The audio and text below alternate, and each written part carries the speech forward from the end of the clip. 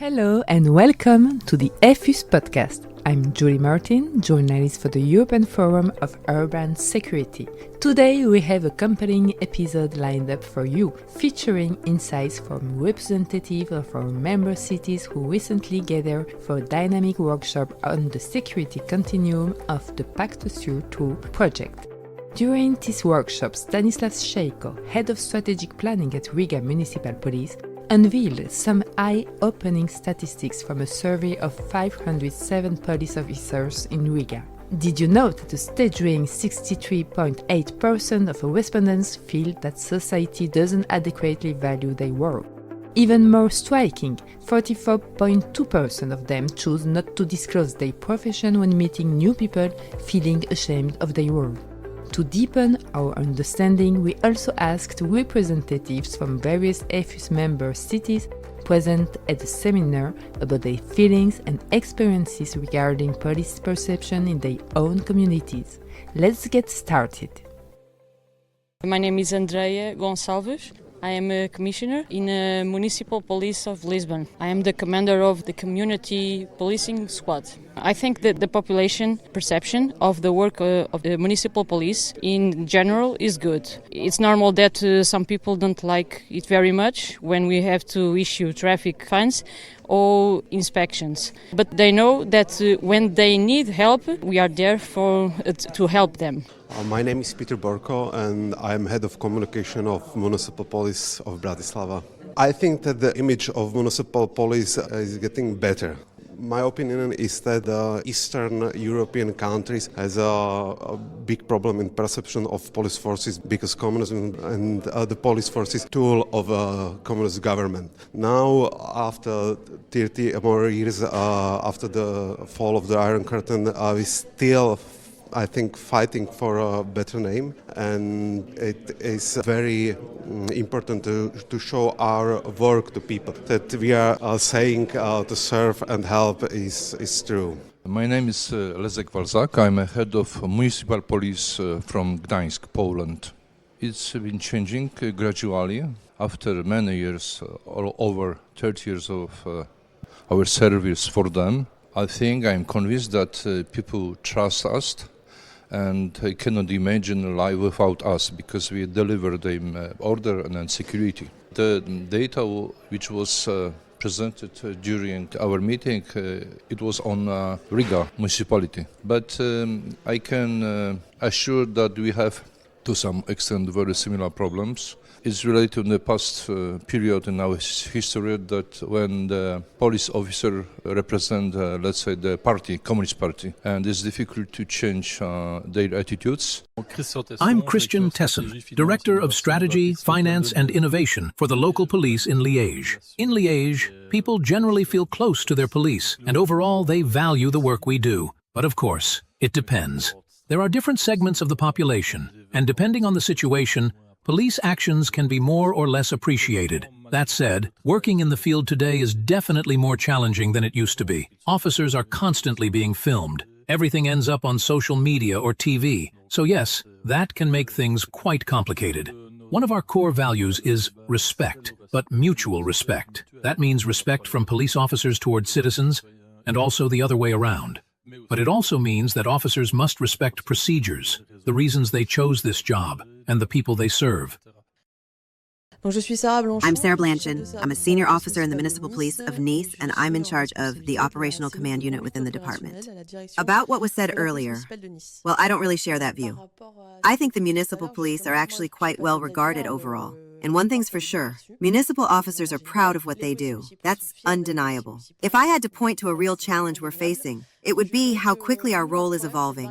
We're seeing a real shift in responsibilities, and we need to make sure we hold on to our core missions. Let me explain. Right now, the state is clearly struggling to keep up, and we can all see it. The national police are overwhelmed by mandatory tasks, and they no longer have the resources to maintain that direct link with the public. So, naturally, that falls to the municipal police, because we are, by definition, a contact force. But the reality is, as the number of interventions keeps rising, there's a risk that our teams get pulled more and more into highly technical, operational responses at the expense of our local presence. And speaking of that, what measures have been implemented to strengthen the ties between the police and the community? I'm the head of Tallinn Municipal Police in Estonia. For us, it's a little bit different than here in France because Estonian Municipal Police, it's not act exactly as a police because we don't have all the powers like the national police have. Like we cannot carry a weapon, we don't have any handcuffs. So this is a little bit different. But I think the main goal is pretty much the same, that we are trying to ensure the public safety, public order. And of course, right now, the main goal is resilience of the city in time of crisis. Like as a regular police, we have the police patrols all over city, 24/7. We have 24/7 response. Of course, we have this crisis mechanism. We are the holders of city's so-called crisis materials like food and beds and things like that. And of course, the other hand, we work really hard that the politicians understand that we need some extra rights to be more efficient on the streets. What kind of actions are we putting in place? One key focus is our work with schools. It gives our prevention teams a chance to show a different side of policing, to explain why certain actions are taken, and help children, who will one day be responsible adults, understand both the rights and responsibilities involved when it comes to police intervention. We often face situations where citizens interfere during police operations, and that can be particularly difficult to manage. We've also launched an initiative called Plus Belle Ma Ville, My City, Made Better. It's a citizen engagement app where residents can report local issues, bad smells, illegally parked cars, fallen street signs. Everything gets routed through a central hub, then sent to the appropriate department to be dealt with. We started to work more with, for example, social media. The journalists are friends, so we want to cooperate with them to show people through media our everyday work. A lot of people think about, for example, municipal policemen and policewomen like about people who just deal with traffic, like bad parking or something like that. The things we deal on a daily basis is much more bigger. The public safety concern a lot of things, and we must to present to our citizens what we are doing in the streets. And this is the main goal for us. One measure we have to get closer to the community is the community policing program. Each already exists in 15 neighborhoods in the city of Lisbon. It is a special policing model. Each allows the community to participate in solving their own problems. It is a policing with daytime patrols, always carried out by the same two police officers in each neighborhood, which allows us to better understand the populations and its problems. And this helps to improve the relationship of trust between police and citizens. Our goal today is to bring the focus back down and to remind our officers that their first mission is that direct, day-to-day connection with residents. What really bothers people? It's when you walk out your front door and there's someone drinking right at the bottom of your building. It's when you're trying to sleep and there's noise or disturbances just outside. That's the kind of issue we need to keep at the center of our work. And I truly believe that the strength of the municipal police, something we clearly saw during the October 29th attack, is that territorial network, that responsiveness, that proximity. That's what allowed our officers to intervene so quickly and courageously.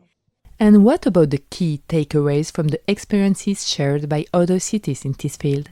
What I see, whether you're in Riga, Madrid, Gdansk, or here in Nice, is that we're all facing the same issues. And we're all trying, each in our own way, to learn from one another and bring the best ideas back home.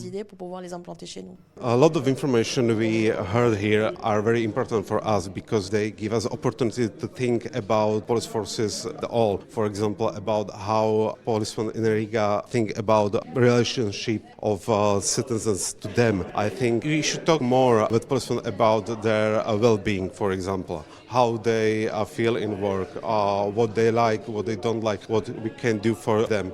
We learned a lot, especially from the Baltic countries. They emphasized how crucial it is to focus on children and young teenagers because they're the ones who will carry forward a new image of the police over time. So all these exchanges of best practices have been really valuable. What we've also realized is that, in the end, there's rarely anything completely new. Many things have already been tried, but what does make the difference is how you implement them, the communication channels you choose, the approach you take. That's where the real insights lie.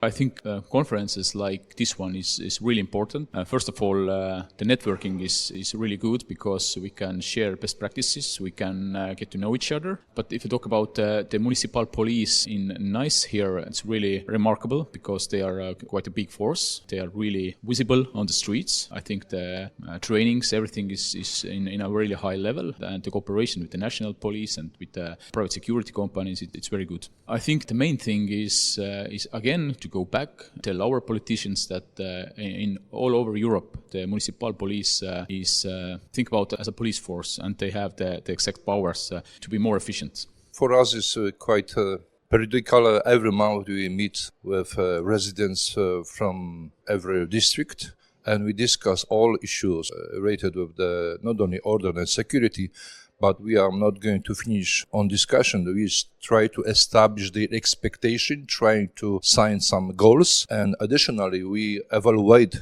it and we show our citizens what we have done in this sphere. In our case, we try to create a system which cover public and private sector as well, because there's impossible to imagine contemporary security, city safety of security and our citizens without knowing that there are others, entities, units, and even citizens play an enormous role for the system. Coming here, we are practitioners, so we are looking for practitioner ideas. Maybe it looks like a theoretical meeting, but this I wouldn't say that this is the main issue. We try to find and implement some practical solutions. For example, today, when Jean-François mentioned about the task group, I also keen of such idea. A task group, which means that some problems can be solved by high professional specialists. And it shows that the specialists are better than police officers who are responsible for everything. So I am familiar with the idea because I am former Marine officer, so we know it brings results. People expect results, so we should communicate them, know their needs, but there is nothing better to build trust, to do something visible for them. To wrap things up, let's hear a final word about EU Polnet, the European network of local police launched within EFUS in November 2023. I'm Jean-François Ona, and I'm a security advisor to Véronique Boré, who is the Deputy Director General in charge of community relations, security, and citizenship for the city of Nice. EU Polnet is a project launched by Nice. The idea came from something simple. Police officers, especially during their training or time in police academies, really enjoy meeting and sharing best practices. But we also realized that most European and international police networks were heavily focused on state police forces. So we thought, why not bring the voice of local police forces to Brussels? Local police matter across Europe. Many of our partner cities have large and well-structured local forces. So we created EU Polnet as a network to carry that voice. Within EFUS, within the forum, it aims to promote those exchanges, but also to attract new members. That way, we keep the forum dynamic and give local police forces a stronger voice at the European level. And yes, it's specifically focused on local police, whether they're municipal or not, because not all local forces are municipal, but they do operate at the local level. EU Polnet is a good idea. It is, I would say, it is a kind of answer for search of other cities and countries how the new modern municipal police should look like. In Poland, in Latvia and some other countries, this kind of unit to reach the higher level, but to find inspiration, it is essential to exchange some knowledge and their view, and it is really worth to invent something with them, to work, because we know what we are talking about, the elements, but we know each other and we know the practice, how it works really. I'd just say this, we won't get there alone. And there's a saying I really like, if you want to go fast, go alone. If you want to go far, go together. That's it. What a fantastic conclusion to this episode. A big thank to Sarah and all our guests for sharing their insights and experiences, which are at the heart of EFU's priorities. This episode is funded by the European Commission in the framework of the Pax Your Tour project. We can't wait to bring you another exciting episode of the EFU's podcast soon. Don't forget to subscribe so you don't miss out. See you next time.